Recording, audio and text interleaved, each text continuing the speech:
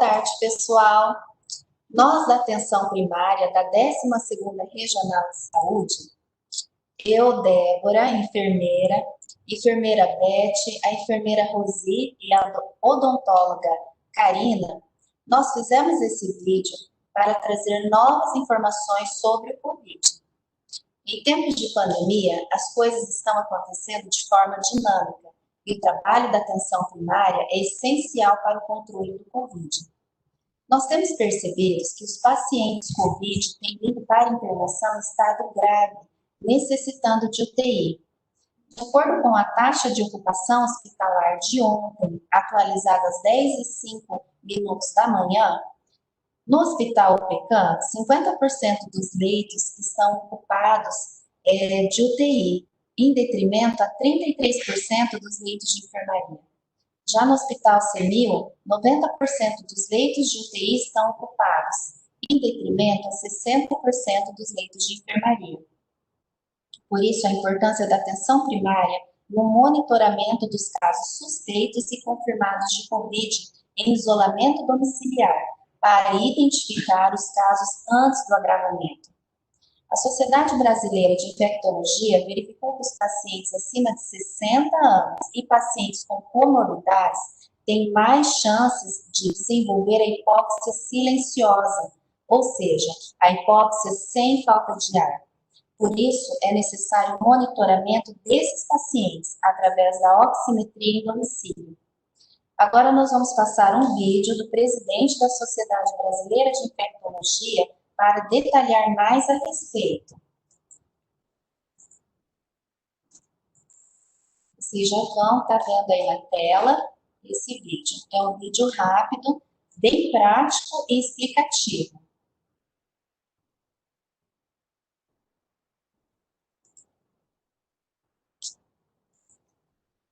Que ele virá. Você soltou aqui a experiência toda que está acontecendo nos Estados Unidos e aqui no Brasil também.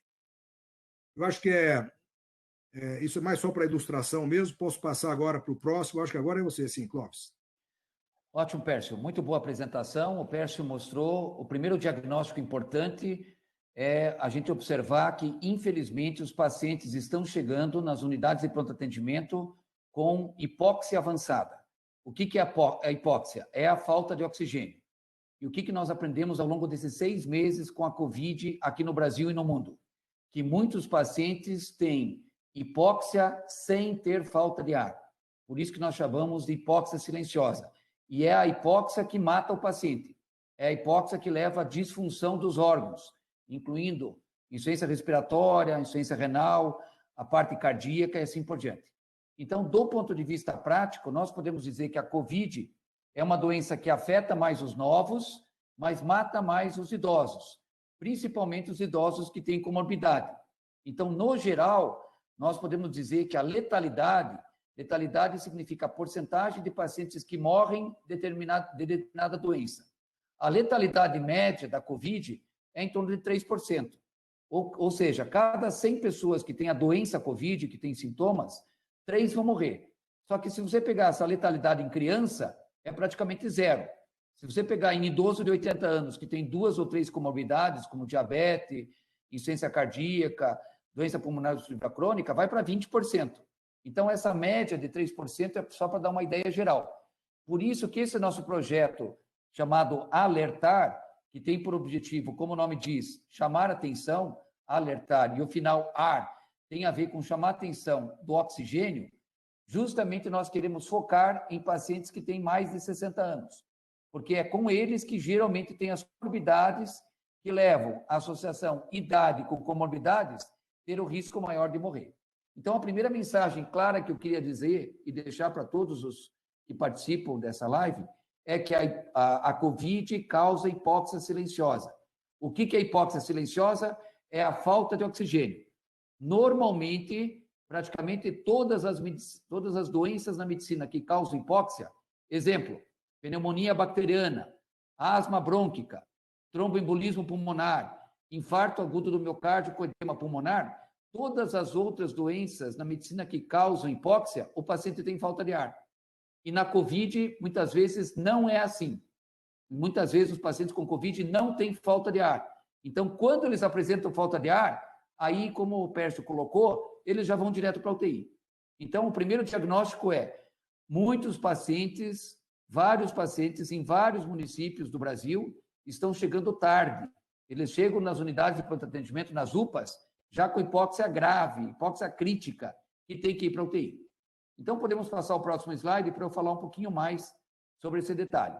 Nós chamamos de hipóxia a ponto de precisar ir para o hospital quando a saturação de oxigênio está menor ou igual a 93. Então, no nosso protocolo da SBI, da Sociedade Brasileira de Infectologia, que eu tenho a honra de presidir, nós colocamos que todo paciente que tem saturação a partir de 93% ou 94% tem que passar por uma avaliação médica, porque provavelmente esse paciente vai precisar ser internado. E ao internar o paciente com essa situação da hipóxia causada pela Covid, existe tratamento. O tratamento é barato, é com dexametasona. O Carmen conhece bem como hemato-oncologista, é um corticoide. Ele custa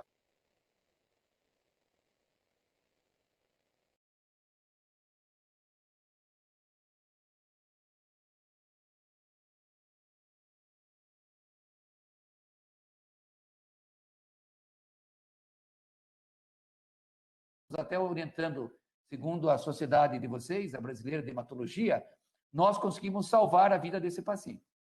Quando que ocorre essa hipóxia? Geralmente perto do dia 7 de doença, no 7º dia. O paciente que tem Covid, ele não fica mal no primeiro dia, ele não fica mal no segundo nem no terceiro. Se ele ficar mal no primeiro e segundo dia, não é Covid. Deve ser pneumonia bacteriana, deve ser tromboembolismo pulmonar. Quem tem Covid vai ficar mal perto do 7º dia. Para ser mais preciso para vocês, essa é a média. A maioria vai ficar mal entre o 5º e o 9º dia.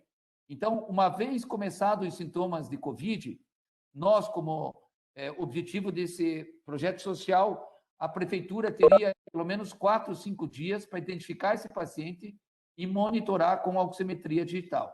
Vejam aqui, pessoal, oxímetro digital, não sei se todos conseguem ver, um aparelho simples que custa entre 200 e 300 reais, dependendo da sofisticação do mesmo. O nosso paciente vulnerável, de comunidade carente, não tem chance de comprar. Só para dar uma ideia pessoal minha, eu já atendi 423 pacientes com Covid. Todos eles compraram oxímetro. E os 60 que internaram com Covid grave, todos salvaram. Nenhum morreu. Então, o que nós fazemos hoje para o paciente privado, de consultório, que é comprar oxímetro, no nosso projeto, junto com o Instituto Stater, não vai ter um oxímetro por pessoa. Mas o que nós queremos é ter um oxímetro, talvez, para 10 pessoas, depois o Pércio pode até falar desse cálculo matemático, que o próprio profissional de saúde da prefeitura, já tem vários programas, entre eles o pessoal da medicina de família, vai visitar o paciente, principalmente acima de 60 anos, a partir do 5º dia, ele mede a oximetria digital de manhã e de noite, e a partir do momento, a oximetria normal é 95% ou mais. A partir do momento que ele detecta que a saturação caiu para 93% ou 94%, esse paciente precisa ser encaminhado para a UPA. Aí ele vai fazer raio-x ou tomografia, vai fazer a gasometria arterial, vai fazer hemograma para ver se tem linfopenia, mas eu já digo que esse paciente está saturando abaixo de 95%, 95% ou mais deles vão precisar internar. Só que eles vão precisar internar no quarto, não vão precisar internar na UTI. E vão receber medicação barata. Dexametasona, 6 miligramas pela boca, é R$1 por dia. Oxigenoterapia é com cânula simples no nariz, todo hospital tem. Heparina profilática, Carmen, aqui não precisa nem enoxaparina. Pode ser heparina multifracionada, que custa R$2. Então, nós temos a chance de oferecer um tratamento barato, disponível no sistema SUS, desde que a gente consiga identificar esse paciente que tem hipóxia silenciosa. E repito, muitos deles vão ter. Então, o que é a hipóxia silenciosa? É a falta de oxigênio no sangue sem o paciente ter falta de ar.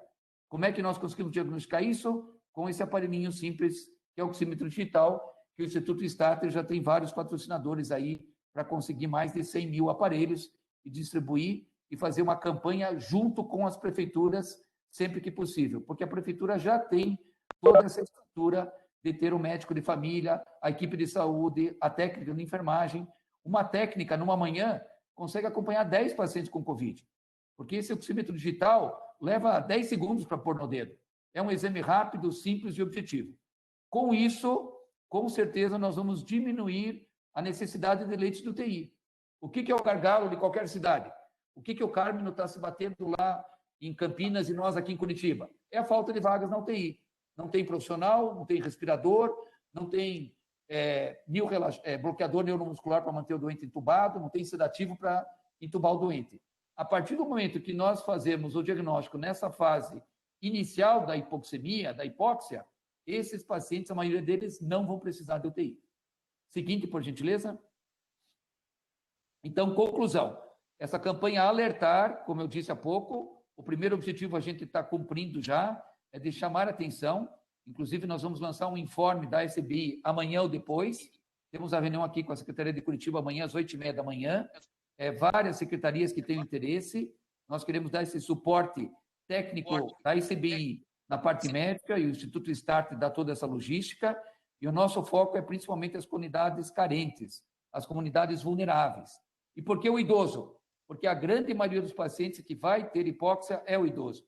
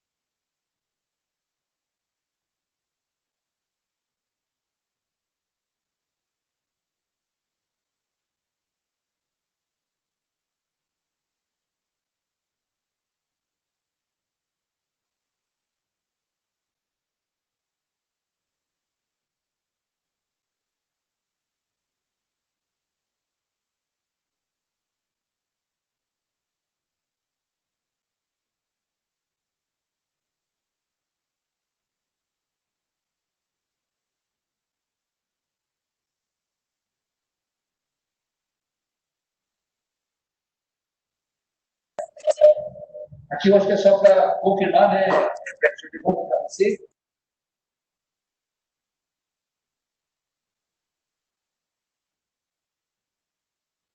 Brasil, todos estarão aptos a ajudar as prefeituras locais a partir da semana que vem.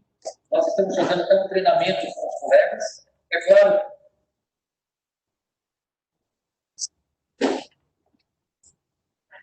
O oxímetro deve...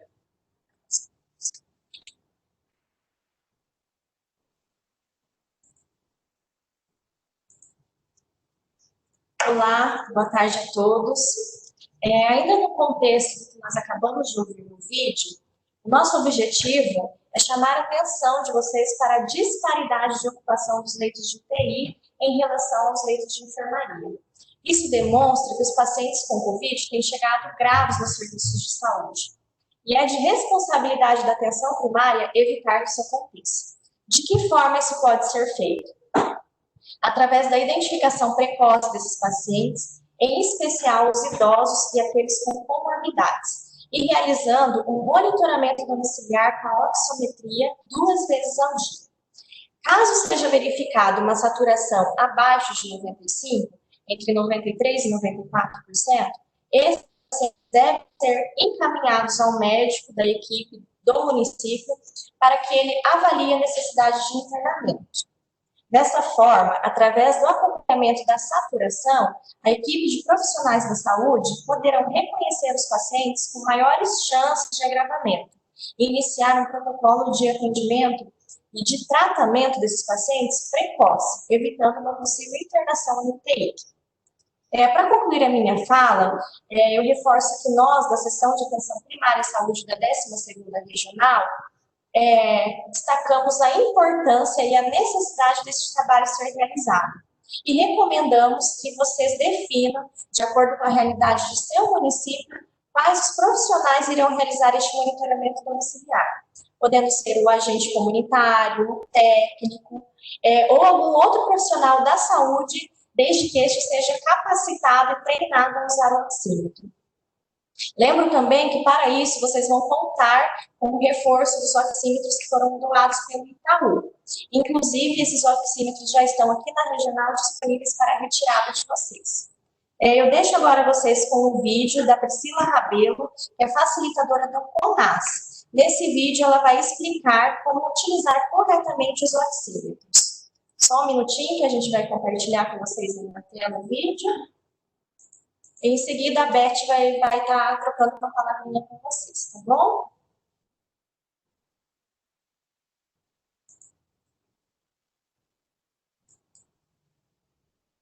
Para economizar aí a energia aí desse equipamento, tá? Enfim, quem pode operar esse equipamento, esse oxímetro? Tá. Quem pode operar esse equipamento, né? Esse equipamento, ele é relativamente de fácil operação, então, qualquer pessoa pode operar esse equipamento, desde que ela seja treinada, desde que ela saiba, né, devidamente como usá-lo e desde que ela saiba interpretar o resultado, saber o que fazer com aquele resultado, porque senão não vai adiantar essa verificação, né? Então, dentro da equipe, a gente pode treinar essa equipe para que outros membros verifiquem. A gente sabe que o médico, o enfermeiro, o fisioterapeuta, o educador físico, o fonoaudiólogo, são profissionais que vão estar mais habituados, né, com essa verificação. Mas a gente tem que lembrar que nós estamos em pandemia. Em pandemia é um cenário praticamente de uma guerra, né? Então, nós precisamos ter outros soldados. Então, qualificar essa equipe para essa verificação, toda a equipe para que consiga fazer essa verificação é adequado, porque verificar esses sinais aí no grupo de risco é fundamental.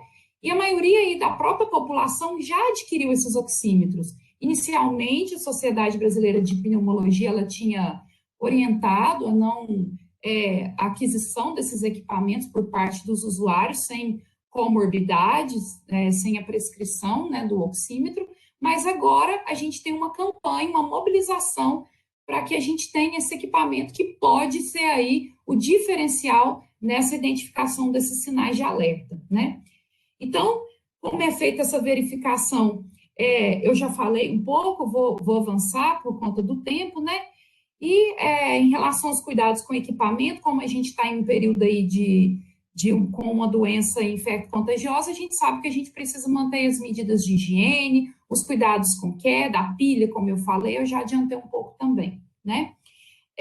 O que fazer com esses valores identificados? A gente sempre a equipe de enfermagem deve discutir, passar aí para o médico da unidade, fazer essa discussão, que o doutor Fabiano vai vir adiante falando sobre esses parâmetros identificados, né? E o oxímetro, ele pode ser usado no cuidado domiciliar. Quais são os fatores que interferem aí nessa leitura aí do oxímetro de pulso, né? A gente tem tremores, então, vibrações, superfícies aí que tem essa variação, ou o próprio usuário, luminosidade, então, o excesso de luminosidade, ele interfere na leitura, como eu falei, o equipamento, a capacidade da funcionalidade dele é a leitura desses fechos, né, da luz vermelha e infravermelha, né? O volume de pulso, então, quando a gente tem um baixo débito, a gente não vai conseguir, às vezes, verificar isso. Vasoconstrição, e aí a gente pensa tanto em uma série de situações como aí na hipotermia, e em situações aí também de intoxicações. E quais são os principais erros nessas verificações? A gente tem aí questões com unha pintada e unha postiça, que pode impedir a leitura desse sensor, já que ele precisa passar ali o feixe de luz para poder fazer a leitura adequada, a sujidade do dedo, né? Então, a gente tem muito trabalhador, às vezes, que chega na unidade, e aí a gente vai fazer o atendimento, é necessário que a gente peça aí para poder fazer essa limpeza da mão, independente do período de pandemia, a gente já vai pedir isso mesmo, né?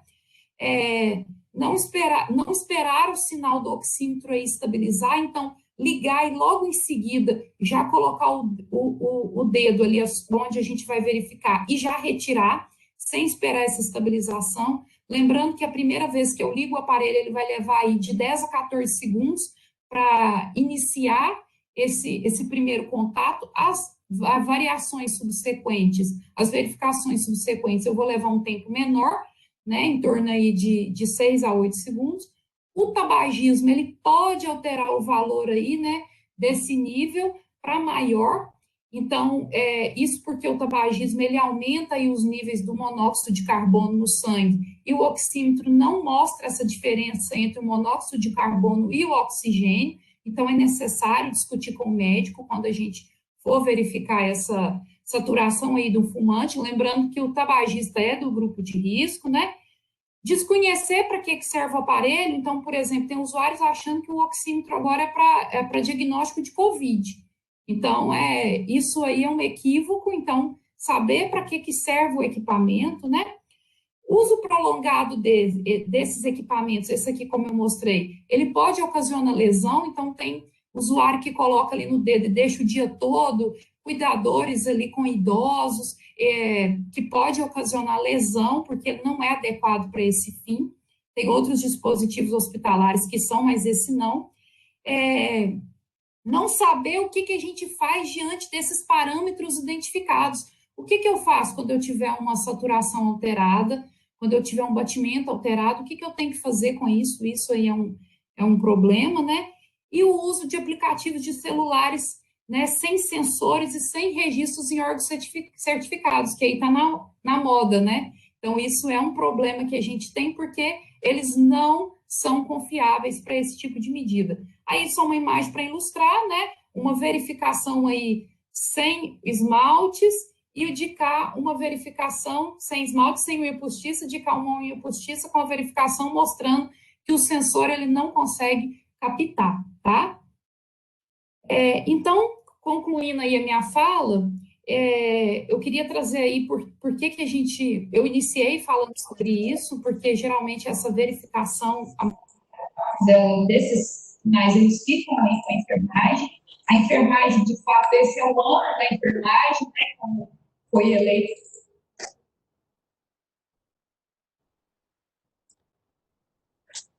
Olá, pessoal. Espero que vocês tenham gostado do vídeo. Ele é um vídeo um pouco extenso, por isso a gente pegou mais a parte que interessa, ela falando a respeito do oxímetro, né, porque vocês vão estar aí recebendo esses oxímetros. Então, é importante também ouvir essas orientações para fazer o uso adequado desse instrumento aí, tá bom? Bom, gente, muito tem se falado, muito tem se orientado sobre o Covid, que às vezes a gente até tem um pouco de dificuldade em absorver tantas informações, porque as coisas acontecem muito rapidamente, né? Mas uma coisa realmente importante a gente ter em mente, que fazemos parte de uma equipe de saúde. E como tal, nós temos um papel importantíssimo na conduta da pandemia. Nós, profissionais de saúde, somos linha de frente, não só no atendimento, mas também na prevenção, nas orientações sobre essa doença. Embora a gente fale muito, né, tem pessoas que ainda precisam ser informadas a respeito do Covid, né? Alguns municípios, mudando um pouquinho de assunto, assim, mas, né, alguns municípios têm nos procurado a respeito, nos questionado a respeito das ações dos agentes comunitários de saúde e das visitas domiciliares, né? Bem, o que a gente tem orientado que tem nos embasado um protocolo que o Ministério da Saúde lançou, na verdade, a Secretaria de Atenção Primária e Saúde lançou, com recomendações para adequação das ações do ACS frente a essa situação de pandemia. Lembrando que o ACS, enquanto profissional, fazendo parte da equipe da atenção primária em saúde, eles trabalham como sentinelas, né? Fazendo a promoção, a prevenção e o controle dos agravos de saúde de toda a nossa população. Então, sendo assim, as visitas domiciliares, elas são importantíssimas para informar, para fazer busca ativa, para fazer acompanhamento de casos. Então, essas visitas domiciliares, elas não devem ser interrompidas, na verdade, elas têm que ser reforçadas, né? Nós temos medo, temos receio, claro que sim, nós somos humanos, né? Ninguém quer adoecer. Por isso, a gente tem que observar certos cuidados, né, para não expor os nossos profissionais e nem os nossos pacientes. Então, nós precisamos realizar essas atividades, essas visitas domiciliares com segurança, né, e entender que, através delas, a gente pode fazer a identificação precoce de casos. Vocês viram no vídeo passado que o médico infectologista, ele disse que o paciente, ele agrava após o 5º dia, né? Então, assim, se você passou a visita no primeiro dia, o paciente estava super bem, você não voltou mais, né? Não teve esse monitoramento contínuo, a gente está falando também aqui a respeito dos oxímetros, ele pode agravar a partir do 5º dia, né? Então, por isso que é importante a gente fazer essa detecção precoce, né?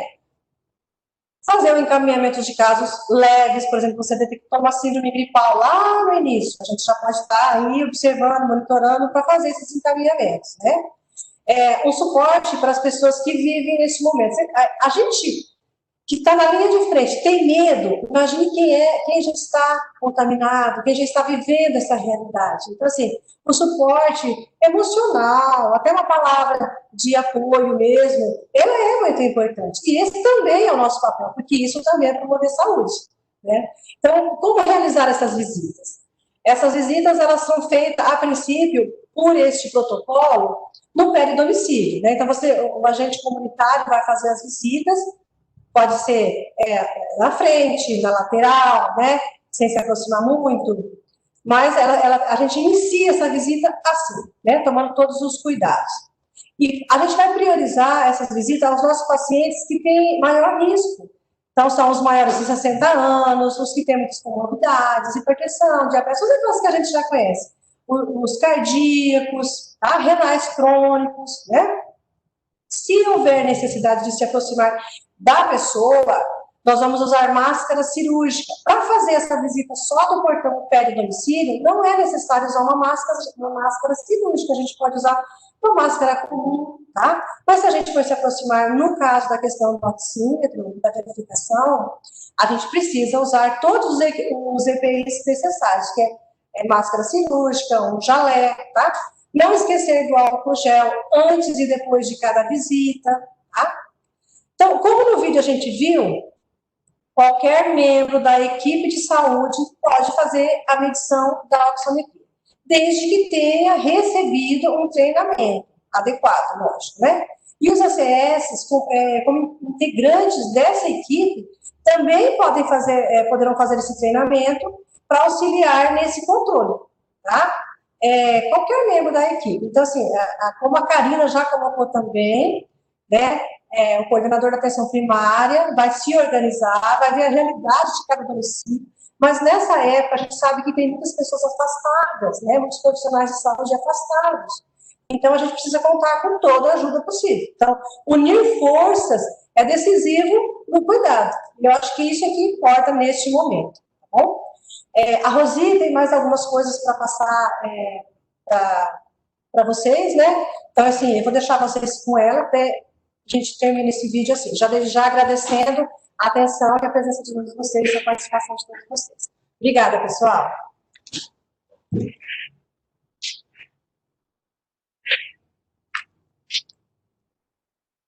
Oi, pessoal, boa tarde.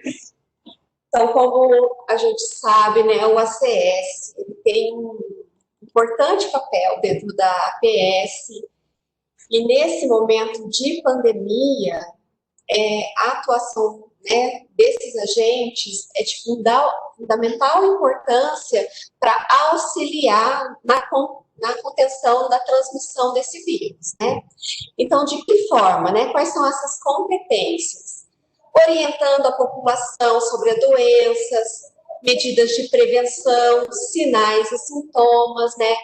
Lembrando que os sinais e sintomas mais comuns é a tosse, febre, dor de garganta, mas isso não significa que são só esses, né? A gente vê que tem sintomas diferenciados que varia de indivíduo para indivíduo, né? Auxiliar a equipe na identificação de casos suspeitos, né? Então, como que se dá isso?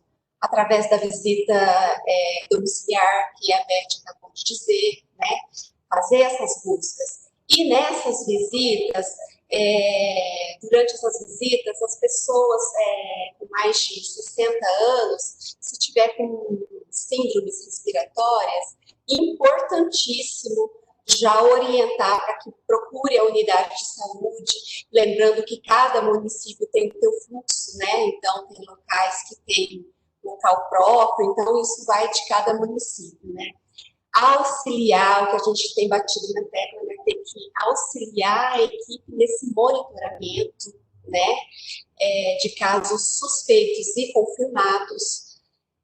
Realizar essa busca ativa quando solicitado, né, pelos profissionais, né, quando for necessário realizar a busca ativa no caso de gestante, puérpera, idosos, pacientes com comorbidades, né, porque esses casos, né, como eles são grupo de risco, né, tem mais chances da doença ser de forma mais grave, né. Organizar o fluxo de atendimento dentro da unidade, né, pode auxiliar na organização, porque a unidade ela continua com os atendimentos, né, de uma forma geral, não está atendendo só Covid. Então, organizar a questão de número de pessoas, né, não pode ter aglomeração e que essa espera para o atendimento, né, seja em local bem arejado. E lembrando que durante esse atendimento que esses pacientes estão aguardando, a gente tem que orientar esse paciente, essa educação, atividades educativas, elas não podem parar. Então, durante esses atendimentos, é importante que a gente faça as nossas salas de espera, né? As nossas orientações ali dentro da unidade enquanto o paciente aguarda, né? Seja para 1, seja para 2, seja para 5, né? Respeitando o espaço ali, né? De 1 metro, 2 metros de distância, né? E diante de tudo isso, né? A gente sempre lembrar que todos esses atendimentos, essas visitas que a gente faz agora envolvendo já toda a equipe, quero dizer assim, que todos esses atendimentos eles devem ser registrados, tá, pessoal? A gente a gente está reforçando isso porque hoje o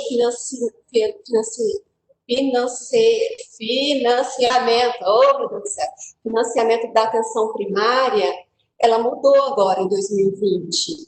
Então, eles vão pagar por desempenho, né? Então, se tiver isso lançado, o município ganha. Se não tiver esses atendimentos lançados, o cadastro feito adequadamente, né, perde.